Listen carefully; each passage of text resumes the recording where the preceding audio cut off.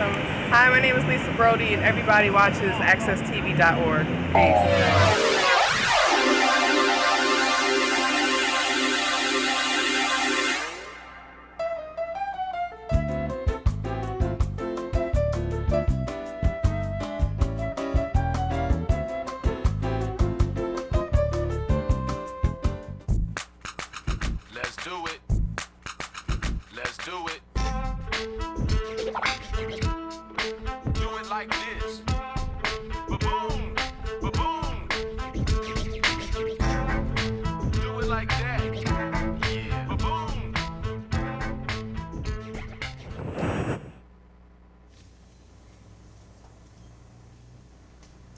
This is Jonathan Small again, broadcasting from accesstv.org studios in downtown Hartford during the Small on Report. Today is August the 23rd. Again, it's the summertime. It's a very nice, warm, comfortable day. I know I kind of mention that every single day on the program, but in 3 to 4 months, it might not be looking the way it is today. So God has definitely blessed us with some very nice weather today. Basically, I want to kind of clear up a little information that I addressed yesterday. It wasn't 100% accurate, or at least not quite the way it was designed to address towards the community. I mentioned about the casino proposal that was being planned by MGM Grand Resorts to have that plan be implemented in Springfield, Massachusetts. Actually, that plan or that license for the casino has not been issued. Massachusetts is not officially going to issue out the third license until late 2014. There's a lot of planning and zoning and all types of regulations, a lot of development strategy that you have to go through before you could be granted a license. But evidently, MGM Grand Resort is advocating to have a casino and in a position to be able to get the casino license, and they would like to build their development directly in downtown Springfield. Last year, Springfield, Massachusetts had a damaging effect of a tornado, and MGM Grand Resorts wants to build it in the damaged area that the tornado actually took place at, kind of indicating they want to also help the area that was most heavily affected and obviously make a profit, because this is a major development project that's being planned. You're talking an $800 million investment. You're talking about 89,000 square foot of gambling space. They're projecting that it could be 2,000 construction jobs. It could also be millions of dollars annually in tax revenue, a lot of permanent jobs, telling everybody the type of things that any city would like to hear. But my kind of take is, what is the better way to really reinvest in your society? It's always been this misconception that gambling is a good investment in one level, that it brings a lot of entertainment, retail, it attracts many people to come into the city, it benefits your tourism sector. But there's a devastating downside that could always fall into gambling, especially when you put a gambling casino directly in an urban center. I mean, Las Vegas, as I mentioned, was kind of designed a little bit to have a casino entertainment complex, and there's still a lot of tremendous drawbacks. Like I mentioned yesterday, 20 years ago, Steve Wynn wanted to bring his casino plans here to Hartford.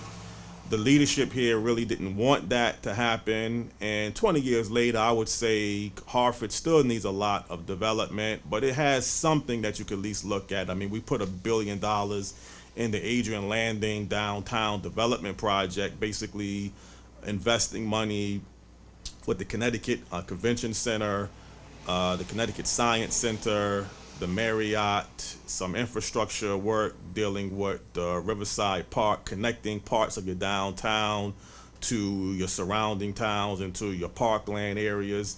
I'm not saying everybody really benefited out of that type of major development. There was a lot of drawbacks even then, but it's always going to be something you're going to have to look at in your country, particularly in your cities, because downtown, many people feel, is the key towards real financial investment, that you need a thriving downtown. You have to have people to come into your downtown to work, to put investments in any particular level, but particularly when you're talking about paying taxes, investments on a long-term strategy. The history of redevelopment of so many urban centers closely connected to your downtown has always had some misconceptions. Many people throughout the country might not be familiar with Constitution Plaza, something that we established in the early 60s. We kind of developed that area and knocked off many other streets connected to that area. But at some point, you have to have a strong, vital downtown base. Now, how you go about getting the strong downtown development base is the $1,000,000 confusion, because many people got different ways of trying to bring money and revenues and businesses, and some of that could be valid. I mean, you got to be a real economist. You got to look into all of the ins and outs about development. Most downtown structures, you have a lot of professional people that come into your city, work, contribute to some degree beyond just working, because they have to shop and spend money while they're here during the week. I would kind of like to see in this city, but maybe other cities could look at it too, more of a link between your downtowns and your surrounding areas of your city, because in Hartford in particular, and Springfield is a very similar geographical looking city comparable to Hartford. Like I mentioned yesterday, your surrounding neighborhoods are very close to your downtown districts, but that's about pretty much where it ends at. I mean, close in proximity, but difference when you're talking about infrastructure, you're talking about development, you're talking about empowerment, resources. And I mentioned this many times in the past, there is a tremendous disparities in most cities, particularly your downtown structures, to your urban residential or neighborhoods. But I think anytime you can have your downtown where people are working, producing resources, people are coming into your city, it's always good. The Connecticut Convention Center that we have here in Hartford kind of represents our entire state, not just the direct city. And a convention center is a very important resource to have into your city. So the $1,000,000 question I like to let people think about is, if your city is dying, you have really no growth or no job growth, really no high levels of expectations, what do you kind of advocate to turn your city around? Are you in favor of gambling as the solution? That, developers will tell you that we can put a lot of money into your downtown areas, we can provide a lot of jobs for your downtown and the rest of your city?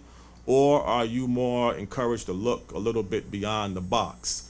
Financial investments, I mean, this is the insurance capital of the world here in Hartford, or at least we were known for that. We might be losing some ground in some areas. Are you more in favor of other types of small businesses? Are you looking at trying to provide a new resource to bring to your city? Sports stadiums. We tried, like I mentioned yesterday, to bring a professional football team. We was kind of in the running. That did not actually come through. But you got to have something in your city that's going to draw people, particularly every single day. I mean, Hartford has known for having things Monday through Friday, but then the weekend, when most people are not working, everything seems to shut down. Maybe Springfield is looking at having a 24-hour, 7-day-a-week venture, and gambling is certainly that. They are indicating in the report that I looked at today that they have some other non-gambling related jobs and businesses that they're going to also bring into the city. So that could be good too to look at. But gambling is still a tremendous risk. I mean, once you bring a gambling casino into a city, and again, an urban city kind of magnifies the risk, because you have a lot of people every single day that's gambling. I mean, you go to any convenience store, you see the scratch outs. I mean, they have so many scratch outs today comparable when the lottery first got started. I mean, I can't even count the numbers of quick picks, get rich, play $5,000 for the rest of your life for a week. Gambling is a tremendous risk, like the other vices, drugs, alcohol, pornography. But gambling, really, I mean, if you have that type of addiction and you're not properly treated, you don't know how to handle it, it could be devastating. I mean, you have a lot of high unemployment in Springfield. Springfield does need jobs. There's no doubt about it. Anytime you can put people to work that's something that any city would really need. But I mean, if you're talking about a gambling resource and having people having this type of entertainment that comes along with gambling, because that's still the backbone of the revenue. I mean, they can kind of convince you that there's other forms of revenue sources that they can bring, but gambling really is the backbone of the revenue sources. So again, I don't know what you tell the people. I mean, you're in a dying city. You don't really see nothing else coming knocking on your door to offer jobs, to offer hope, things to do. And MGM Grand Resort is telling you they have $800 million to invest in your city. I mean, you would have to think a little bit, even if you're not in favor of gambling, that, hey, this is something that we got to at least say we got to get something into our city and try to figure out what is the best way to really turn our city around. I think this is going to be a common trend throughout our country, though, not just here in Springfield. I think you're going to find, with gambling being the way it's been operating for a very long period of time, that other major developers are going to look at other cities, other areas throughout our country and say that we have money that we want to invest. And I'm just not totally convinced that gambling is the best solution to provide jobs and opportunities. It's hard to tell a city where you have a high rate of unemployment, you don't see anything really encouraging, and nobody is talking about reinvestment into your city, to not consider something like this. But I think you need to really look into it real carefully before you make this decision. Getting that casino license is the key. Once that license has been granted and they do their part, getting all of the zoning regulations implemented, and they start the construction phase, that casino really is going to be there probably for the rest of that city existence. I mean, I don't know too many gambling resources throughout our country that have went out of business. I mean, you might be losing revenue time to time, but most gambling facilities do stay in operations. So again, you got to always have something to offer people. That's kind of the main thing that we need to look at. You know, you don't want people to be breaking the law. You don't want people to be unemployable, underemployment. I mean, I talk about these issues all the time, but the people got to have something that they have to offer, and then you got to have something else to offer to the people. And right now, jobs are just not growing for many, particularly lower socioeconomic classifications of people. Graduating high school, needing on-the-job training, needing an opportunity to get into a company. We are in a very competitive age in many different areas. You know, technology, people from all throughout the world is coming into the United States. So it's not easy to always be able to get a good-paying occupation or a good-paying career.